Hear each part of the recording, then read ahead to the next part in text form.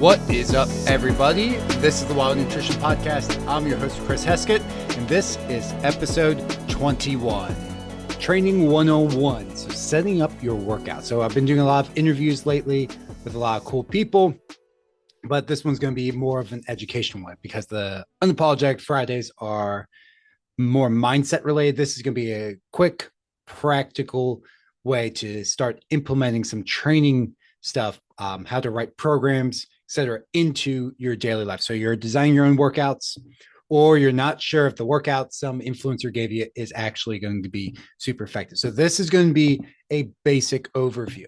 This is going to give most people the results that they mostly want. So there's no one best way to train. I've tried many different training styles over the years, high volume, low volume, a big fan of Mountain Dog style. I've done 5-3-1. I've done Paul Carr's program, West Side Conjugate. I've done a lot of shit over the years. And so this is going to be what I've used mostly with clientele to get people who are 30 and over, 30, 40, 50, the results they want, feel good, move well. And that's going to get you to that intermediate level. So once you're like trying to go from intermediate to advanced, which is beyond like the 2-year mark of consistent training and consistently trying to improve your strength, then you'll need something a little bit more advanced. But you probably already know, once you've reached that point, you're probably like, I want to go chase powerlifting, CrossFit. I'm going to become a runner. I'm going to do bodybuilding. You kind of you go down these different avenues. I'm going to get into martial arts. You kind of naturally go down that. So if you're sitting here listening and you're like, I don't know what I would do, like, cool. You might just stick with the same thing because you just like that and you just like being in shape, or you might start chasing. I've had clients leave like, hey, I'm going to go do strongman. Cool. I'm not a strongman coach. Go do strongman with a strongman coach to train you. We've gotten you the basics. Now it's time for you to graduate and go and do your own thing. So first of all, when we're trying to create program for most people, you want to lose weight, you want to feel good, you want to look good naked, you want to be able to take your shirt off at the beach, you want either be shirtless or wear a 2-piece bathing suit, and you want some muscle mass so you're functional in real world.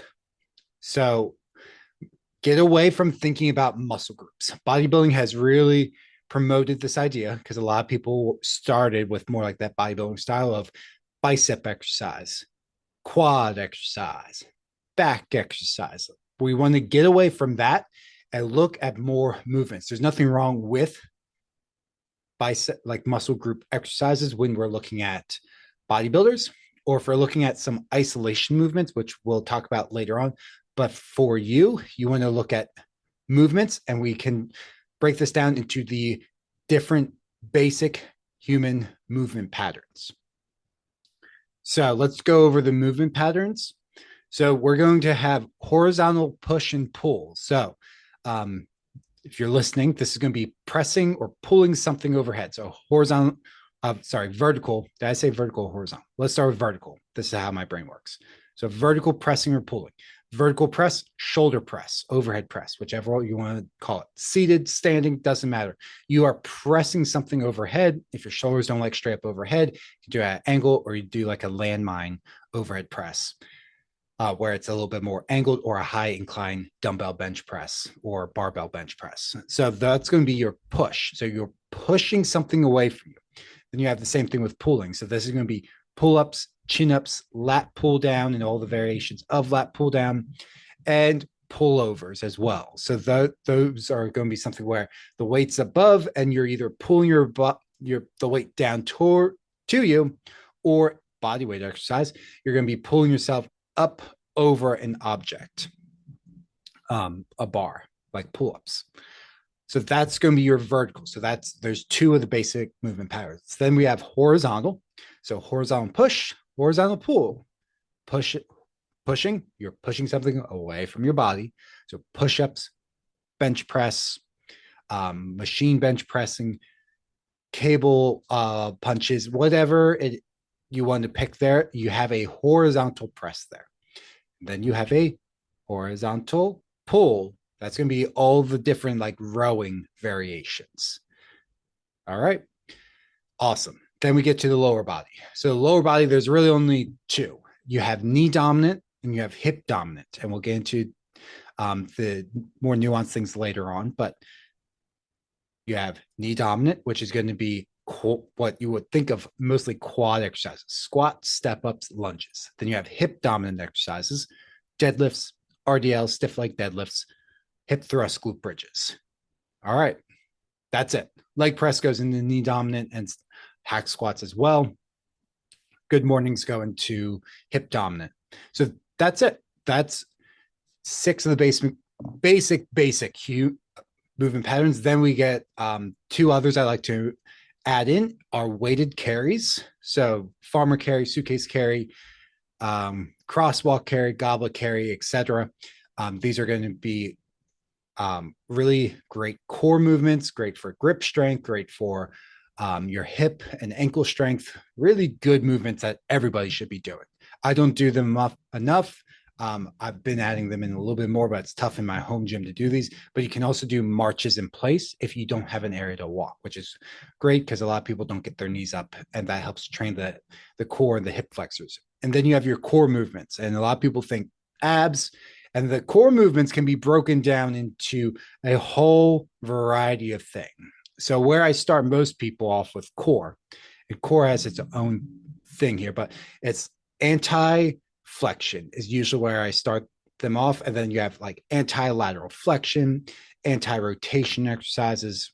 It's a lot of anti stuff. So anti-extension exercises are going to be like planks. So you're keeping your body from extending. So think of or anti-flexion, anti-extension. So think of flexion as like doing crunches. We don't really want to do that. Like you can do a little bit, but we don't want to do a ton. Most people do way too much of that. You want to do more planks and then plank variations. If planks are easy, guess what? There's 1,000 different variations. Plank shoulder taps, plank leg lifts.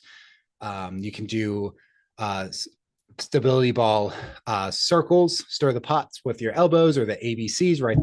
That's pretty tough. You have anti-lateral flexion, which is going to be like side planks, and anti-rotation. That's going to be your Pallof press. And then there's variations there. There's chops and different things there. And then there's a few other variations, dead bugs and anti-flexion, anti-extension. I'm getting them mixed up and I didn't put any notes in front of my head, but dead bugs and bird dogs also go in there as great core movements. You notice I didn't say really crunches at all because they're kind of shitty. So you want to do mostly all that other stuff first before you're doing the other core movements. Again, that's going to help your core stabilize the heavier weights when you get to them. And then there's a whole bunch of other benefits for another time. Right now, we're just talking about programming to get you started. If you want to email me and ask me about specific questions, go for it. Email me, send me a DM. All right, so there's the basics. So how do we actually structure a program?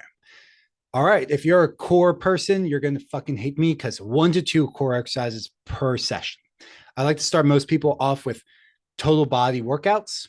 I just FYI, I fucking hate total body workouts. I don't do well with them, but total body workouts 3 times a week is really, really good. It's higher frequency. And for someone who's not taking steroids, higher frequency tends to be better. That just means you're hitting a movement pattern or a muscle group multiple times per week rather than like chest day, back day, leg day. For more advanced people, that can work because you're going to cause a lot of damage with those heavier weights and intensity. For someone starting out, you want to build the skill of doing a lift. I'll get to that in a second. So higher frequency, or if you really hate, so you're not quite a beginner, you're more that intermediate. I prefer like upper lower splits. That's what I'm going to be switching back to come summer after my weight loss phase here in the winter. So spring and summer, once I hit my weight loss goal, upper lower splits are what I like there. So it's like you're going to hit what would be like chest and back one day, lower body, and then you just have main lifts. So we'll get into that in a second. So you break that up and then you put 1 movement for each of those movement patterns. So I gave you 8 movement patterns. So you're going to pick one movement and you're just going to plug those in. And there's your 8 lifts for the day. And you can do less. You could do less. You don't have to do, I don't really like doing overhead work. So if an easier way to do it and make it shorter would be to, for 3 days a week, you're going to do 2 days of horizontal pushing and pulling and only 1 day a week of vertical pushing and pulling. So Monday, Friday are horizontal. Wednesday is going to be vertical. Cool. That's your program. Pick an exercise for them. I gave you a list earlier, and you can Google it really, really quick. And then for the lower body, you're going to do the same thing. And then you have your weighted carry and you have your core movement. You're going to pick 1 to 2 core exercises, not 1,000. Do 1 to 2 really fucking well and make them really challenging. You won't need more. Your abs aren't fucking special compared to the other muscles in your body. Stimulate them. If you're doing hundreds of reps with them, you're not going heavy enough. It'd be like trying to do bicep curls with 1 pound weights. It's a waste of fucking time. Do a little bit and go for it. Now, some people bring up in my past, we used to do it. This is with group training, like higher rep ab stuff. Sometimes you got to give the client what they like for them to be consistent. So people would come and complain like, we're not doing enough abs. So we would give it to them just to like, all right, we're going to do 5 minutes of abs out of the hour we're working together just to like get people to make them happy. But the other 55 minutes, like we're hitting shit hard. So just FYI for if you're like, wait, my coach does this. I go to the gym you used to work out and they still do that. Yeah, we know, we work that in there. We know what clients want. They want to feel like they work their core. We know it's a waste of time, but trying to tell you that it's sometimes like butting heads. So it's like, let's do this. Let's give them just a little tiny bit of what they want. They're like, oh, I had a great ab workout. It's like, really, that's not really what you did. And we can spend the time educating you over a period of time. You're happy instead of being frustrated and you're more likely to learn. And then you realize one day, oh shit, you're just doing that because we like it. Okay. And then we were spending 55 minutes doing shit that you need to do. So that being said, that the rep range that I set for beginners and most intermediates, you're going to do 8 to 12 reps. That happy middle ground. You can go a little bit lower, a little bit higher. You could extend it to 6 to 15 reps, but 8 to 12 is that sweet spot, and it's easy for progression. It's heavy enough to get strength gains, light enough that you're not really risking injury too much. You're going to get a little bit sore, but you're not going to overdo it like 20 reps. So it's a happy middle ground where you're going to get most of the results you want. So you pick a weight for 8 reps. You continue to use that weight till you get 12 reps, and then you go back down to 8 reps.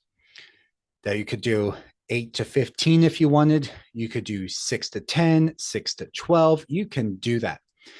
So basically, once you hit 12 reps, or you can do more than 12 reps, you just increase the weight the next week, and you do that forever. I'm still doing that right now. I've been lifting for like 17 years. I've gone back to it. It gets you great results. It forces you to beat each week, because one week you're going to like eke out just like 11 reps and you're like, fuck, that sucked. Like next week, and the next week comes in, you're like 11, you're like debating, you're like, fuck it, I'm going for it. I'm going to eke out 12. So next week, I know I can increase the weight 5 or 10 pounds, but just do 8 reps, because 12 reps sucks. And that's where you get those changes in your body, because you're forcing yourself to constantly improve, but it's not super heavy. It's not like 3 reps. Like I love 3 reps, but it's very taxing on your body and very heavy. So it beats up your joints. So if you're doing that all the time, you're not going to see those constant little improvements. But yeah, I do. If I had to give a rep range, 3 reps is my favorite rep range for literally anything. Which is why I liked training for powerlifting, even though I never competed in it. So that's the basics of things being established. Now, I said about some isolation movements, so there's some more nuance here. So when it comes to the lower body, we want to break things up into single leg movements versus double leg. So bilateral versus unilateral movements.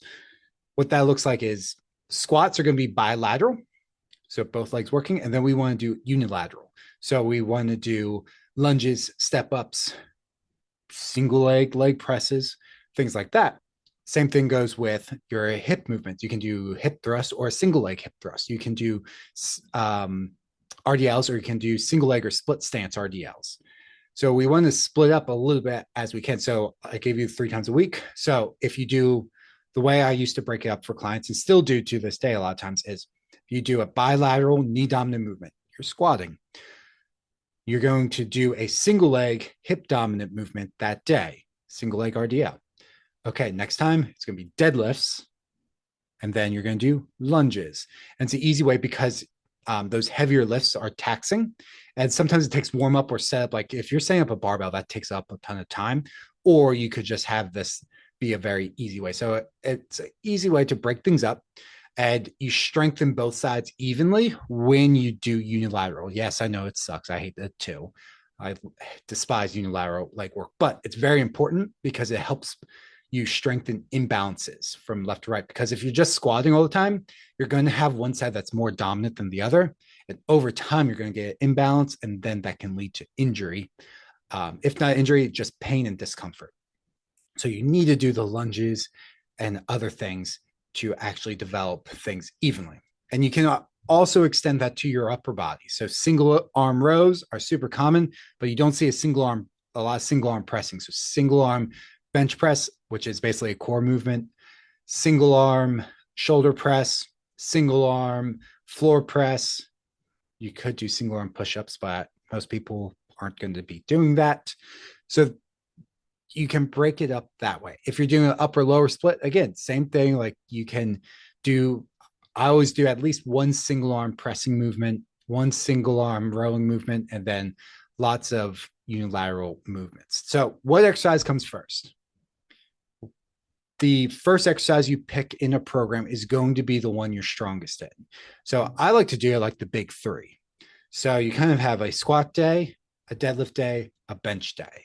There's your big three. The big three comes from powerlifting. That's what they compete in. So I like to do it that way. So those are going to be your main lifts. And those are the lifts a lot of people like to compare themselves to. You can use lots of weight. You can see progress, especially as a beginner or intermediate, week to week or month to month. They're great lifts to really focus on. So that can be the first thing after you warm up that you do. You're going to be freshest. You're going to have the most energy for that. And then you go down the line with everything else. It could be other things. Maybe it's pull-ups instead of bench press, and bench press is later on. Maybe it's leg press, like squatting really bothers you or bothers your back, you need a leg press. Or instead of deadlifts, it's a hip thrust or it's an RDL. Right now, I'm not deadlifting because we don't have enough weight. So I'm just doing RDLs instead. So that's going to be an example of how you do it. You want to pick some main movements they can do. Lunges, generally not as good, but you can do those as a main lift as well. But you want to pick something that one, you can see you can use a significant amount of weight, like the big three. You can do for a long period of time as well. Like we wouldn't pick bicep curls because you're going to fuck up your elbow joints.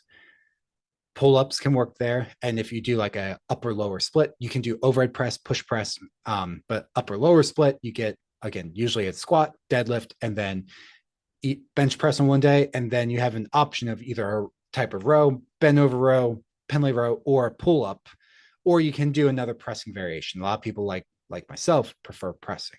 So hopefully that didn't confuse you. Again, if you have any questions on this, message me. But you just pick one thing for each day and you just stick with that basically forever. And these are called indicator exercises. So what I like, after you're done your newbie phase, you're done being a beginner, these will tell you whether you're making strength progress or not, because the other lifts are called accessory lifts. They're designed to help you get stronger and work out imbalances. So if you're making progress with your indicator exercises, generally you're getting stronger and the program's working. If you're not getting stronger with those, the program's not working. It's a great way, that's why it's called indicator, of month to month seeing like, did I improve in squat, bench, deadlift? I only improved in squat and bench. I didn't do deadlift. What's that? Well, maybe it was end of the week. So maybe you need to change up and deadlifts the beginning of the week and squats end of the week. Or maybe you just didn't improve. What's going on? If that's where recording and it starts to get more advanced. What's your weak area? You can't pull it off the floor. You can't lock it out. What's going on there? Let's hammer those weaknesses. We picked the wrong accessory movements to strengthen that. We have a weak area to improve on. Let's hammer it this next month. So right now I'm struggling with lockout on my bench. That's my weak area. I've been slacking on triceps, and that's what's involved in bench tricep work. So my accessory movement went from a incline bench press to a floor press, which is a little bit more tricep dominant. That's again, this is go pushing more like intermediate stuff. So, but I expect beginners and intermediates to be listening to this, not necessarily super advanced people. Super advanced people, if you want me to do an episode, I can. But generally, that's not the clients I work with. And then, as I said earlier, you can also pick a weighted carry. You should do a weighted carry with each of the days, or at least some of the days. So that's a really good way to constantly be getting core strength. Suitcase carry is amazing core exercise. Goblet carry can be amazing core exercise.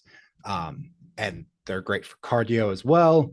And they can be very taxing or not, depending on the weight you take. Like farmer carry is going to be more taxing than, say, like a goblet carry, but they're great functional core movements. So that's the basics when we're trying to design a program of how you're going to do it. You're going to basically take your basic movement patterns, plug one exercise in for each of them. Your exercises should range from anywhere between 5 to 10 for the day, and to fill in some of the other gaps. So isolation movements, and then we'll talk athletic movements. Isolation movements are going to be bicep curls, lateral raises, pec flies, things like that, leg curls, leg extensions. So they all have their place. Like I encourage everyone to do leg curls if you have access to a machine and you have the strength to do it, or you have the strength to do it like with sliders on the floor, which is more advanced, or on a physio ball, yoga ball, Swiss ball, whatever you want to call it. Leg curls are really, really good. So you want to do leg curls. Arm movements, everybody likes to do arms, so they're great. And then shoulder ones are good too. One for shoulder health, especially reverse flies, face pulls, and band pull aparts. They're great for keeping our shoulders and upper back super healthy, making sure our posture is really good, but lateral raises as well. So there's a time and place, but you only need to do like 1 to 2 exercises per week for each of those. Like bicep curls, 1 to 2 sets per week, maybe a little bit more than that, but you only need to do like, say, twice a week bicep curls. That's it. Couple sets, nothing crazy. And then same thing with all the other isolations. And then for those of you who are more intermediate level, incorporating athletic movements, explosive movements, med ball slams, you can apply this to a beginner, but if you're just starting out and you don't have a coach, you might want to hold off. But athletic movements, med ball slams, wall balls, kettlebell swings, kettlebell cleans, regular barbell Olympic lifting, jumps, plyometrics, plyo push-ups, those kind of movements should start to be incorporated. That would be like the first thing you do. They're not taxing. The point isn't to tire yourself out. It's to build explosive power. So a lot of times I would combine that with a core movement. So you might do like a med ball slam and core movement, and then you would move on to your main lift of the day, say squat, bench, deadlift.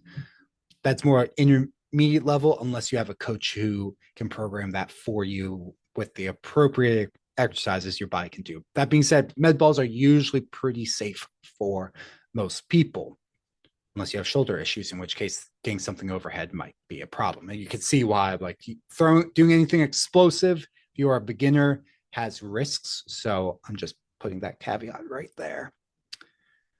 All right. And how many sets should you do? Beginners should do 3 to 4 sets of an exercise. So 8 to 12 reps, 3 to 4 sets, and your skill building. early on. So I said that earlier. I sometimes like to think of things like an RPG game. This is going to show my nerdy. So if you don't know what RPG means, you're not a huge nerd, but role playing game. So in that role playing games, you tend to like level up and gain new skills or magic or whatever the fuck you want. So I tend to kind of like to think of things along that route because I played a ton of RPG or RPG style games growing up. So when you are learning to squat, you're learning to deadlift. The first time you do it, it's not going to be perfect. Everyone's like, I'm worried about form. Guess what? You haven't done it for years. It's not going to be perfect. Just accept that fact. Your body's going to start to develop the nervous system. And this is part of the newbie gains where you gain strength super quick. Newbie gains come a lot from the nervous system, not from like new muscle. You will put on muscle faster than the intermediate or advanced person, and you can put on muscle mass even in a calorie deficit if you're brand new. Once you're intermediate, sorry, you're probably not going to anymore. But you're building a skill, and skills take reps. It takes about 10,000. So the 10,000 rule, 10,000 hours to master a skill, it takes about 10,000 reps, good quality reps, to master a lift. So the more you can do, if you do three, if you only went in and did one rep or one set of 10 for squats, that's 10 reps. If you did 3 sets of 10, that's going to be 30 reps. Okay. Doesn't sound super big, but now expand that out for a month. So say it's 4 weeks. So 40 reps for the person A, just doing one set of 10, or what's 3 times? So 120 reps, 40 reps versus 120. Okay, big difference. Now let's expand that out over 10 months. We just have the 0. So 40 reps for 1 month. Now it's 400 reps or 120, 1,200 reps. Who do you think is doing better? Person B doing 1,200 reps versus just 400 reps over 10 months. Hopefully that makes sense.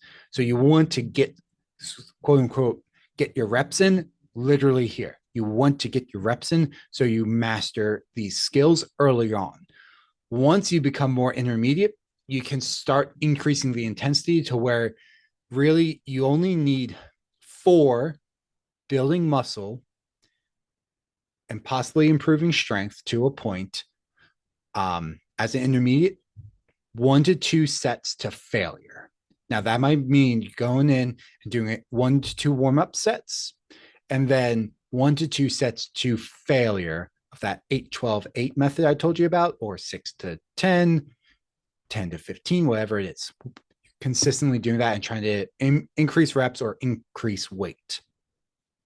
So at an intermediate level, trying to go to failure. A beginner, your nervous system hasn't adapted enough to be able to push that hard. You need to have the nervous system adapt and get stronger and be able to recruit more muscle fibers to get to that level. This is where I've seen one person's able to push through where another one similar strength levels, but they can't push through those last couple reps. Their body just gives out. Their nervous system hasn't developed enough. And people always think muscles when it comes to lifting. The nervous system is very much involved.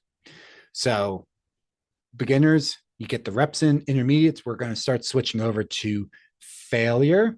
And that's going to go really well for a while until you kind of pick your path, in which case don't do failure with explosive movements. If you decide to go down more athletic performance, strength-based phases, going to failure with everything's going to be bad. It'll burn yourself out. It'll just totally wreck your nervous system at higher levels. There's going to be times for we're just going to go 90%, 3 reps. You should feel like you have 1 to 2 in the tank. Cool. We're going to do that. But 90% for that person might be 400 pounds for 1 to 2 reps at an advanced level, whereas it's 40 pounds for the beginner. See the difference? 400 pound has a much bigger tax on the body than 40 pounds does. If you don't realize that, just go from 10 pounds to 40 pounds. You're 10 pounds, your arms can kind of hold it. It might still tire you out if you're a beginner, but once you go to 40, you're oh shit, I actually have to dial in my form. I have to brace more. Then you go Let's go 150 pounds. Holy shit. Now it's way heavier. 400 pounds. Holy shit. That's way heavier. There's more compression on the joints. It takes more out of you. So that's advanced level. Intermediate, advanced, when you're starting in that gray zone, and that's where you're kind of deviate and start going in whatever direction you want to take your fitness journey. That's where, if you're just sticking with like general health, bodybuilding, muscle building, just going to failure with most things is fine. Or having a strength-based movement and then everything else being to failure. That's usually what I do. It's just simple, it's effective. It's really tough to do it that way, but you get things done, because instead of doing 4 or 5 sets of something to like sort of failure, you need to rest 3 minutes between each set, which rest will be the last thing I talk about before we're done. You just do 1 to 2 sets to absolute failure, write it down, rest, next exercise. 1 to 2 sets, absolute failure, rest, next exercise. Each week, if you hit your 12 rep mark, you increase the weight or whatever you set. So last thing, rest periods are important. We're in the era of HIIT workouts, and people think so. This was super frustrating seeing at the gym I worked at before, where we would put like prescribed rest sets with some of our HIIT workouts because we wanted people to go a higher intensity. And then people would start doing like jumping jacks and shit. Like, no, you can do jumping jacks if the weight's not heavy enough. Go pick a heavier weight. And they were instructed to pick a heavier weight, and they were given, but they still thought. And then the reason for rest is your body accumulates nasty things like lactic acid and other metabolic byproducts when you're going at high intensity levels. At low intensity, where it's like aerobic exercise, your body can flush those things out at roughly the same rate as they're built up. Once you go higher intensity, anaerobic, without oxygen is what that means, those things build up. We all know the burn. Well, that's building up. It takes time for those things to get flushed out. It takes time for your body to recover, for oxygen to get back in, because again, anaerobic, without oxygen, those muscle cells are being deprived of oxygen. They're using it up faster than is being delivered. Those high threshold motor units, the biggest muscle fibers, they're better at using carbs and being anaerobic, but they still build up those byproducts. So the rest periods are there for a reason. You need between 60 seconds and 3 minutes of rest period. If you're doing regular weightlifting, 60 seconds to 3 minutes is what you need. And that can seem like a really long time. But if you go to absolute failure, like you really push yourself, 3 minutes goes by in a blink of an eye before you're like, fuck, I have to do my next set. Jesus Christ. Or you're like, oh God, I have to go and do this exercise next and do the same thing. So if you actually push yourself, it's not that long. You're actually really exhausted doing that. This comes down to work rest ratios, and people don't get that. They just think like, I just have to keep moving. What happens is you can't keep the same performance level at those higher intensity levels. You need the rest. There's a work rest ratio you need, and it's at least, at minimum, 1 to 2. 1 being work. So easy example, 30 seconds of work, 60 seconds rest, 1 to 2. But generally you need more like 1 to 4, 1 to 10. So like if you're doing pure strength, you might need more like a 1 to 10. It might take you 15 seconds to do a lift, 1 lift, and you might need 5 minutes rest to fully recover from that. People are like, what? Yes, you might need that long to fully recover from that. You're not going to be out of breath and dripping sweat, but what's happening in the cells takes that long. What's happening with your nervous system and things building back up take that long. So it's not to say like those other workouts aren't there, but your performance, if you're actually doing things at a high level with like, say, a HIIT workout, you're building up these metabolites and your performance is decreasing. So you're getting a less effective workout than how it was designed. So don't get frustrated when you don't see results. The coach is designing the workouts in a certain way to get a certain result. For example, that workout, you're supposed to pick a really fucking heavy weight. I believe it was something like 30 seconds. Like you're going to crush yourself for 30 seconds. We're going to rest. I think it was rest for 30. Like it was a 1-to-1. So still, it was not complete recovery, but you're going to crush yourself for 30 seconds. We rest for 30 seconds. They're in there doing like a couple people doing jumping jacks. It's like, despite what the coach would say, like, please don't do that. Like, then guess what? Their workout was, they were going less and less intense throughout that workout. Therefore, they were not getting the stimulus provided, because jumping jacks, like doing that shit, doesn't actually really benefit you at all. It's a waste of fucking time. Not saying jumping jacks are necessarily a bad exercise, but in that program design, they ruined the workout. Like they got a little bit of benefit when they could have gotten a lot of benefit. So hopefully that helps you with workout design. This is, literally there's courses built out on program design. So this is designed more for beginners to intermediates. If you're a beginner, ignore the shit I said about intermediates. So you might need to re-listen to this.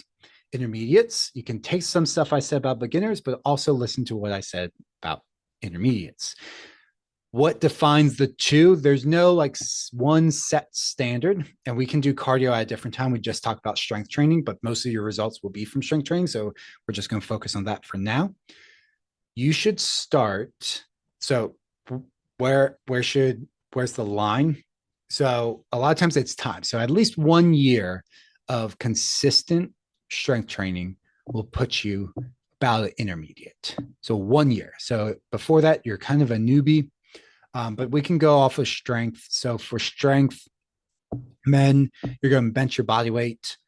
So intermediate level, bench your body weight, 1.5 times your weight for squat and 2 times your weight for deadlift. Women, it's like half your body weight for bench, 0.75.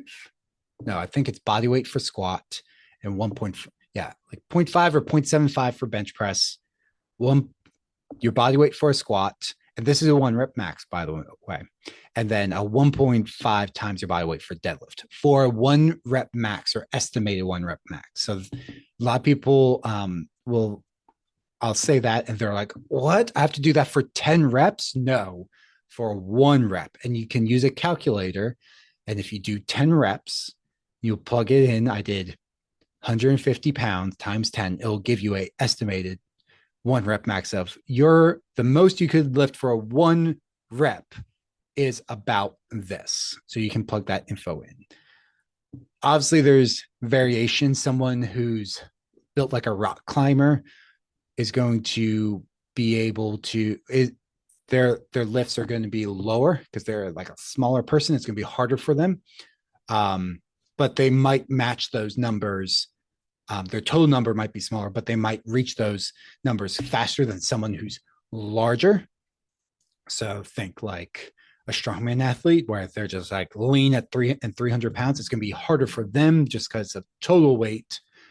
So there is variation. So that's why it's no hard thing. We can use the time of consistently, but we want to chase progress. At some point, though, it's going to become where you just know with the basics, you're getting too burnt out or you're not seeing results.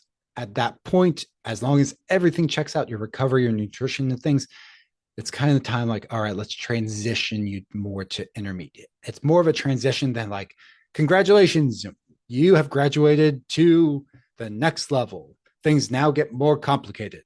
Same thing with advanced, like congratulations, intermediate, you have graduated and things get more complicated. It's more of a transition over time. Like, no, like you reach these numbers, you've been lifting this long, you're probably at this level. Anyways, thanks for tuning in. If you have any questions about any of the stuff I talked about today, please message me or reach out on any of the social media platforms. Down below in the show notes, you will see where you can reach me. So I'm on Instagram and TikTok at Chris_PWC. You can join my Facebook community, which is Wild Nutrition Secrets for Women. And if you want someone to write your workouts, you need help with that, there is the application to sign up to become a client and work with me and my team down below as well. Thank you for tuning in. Again, if you have any questions, please reach out.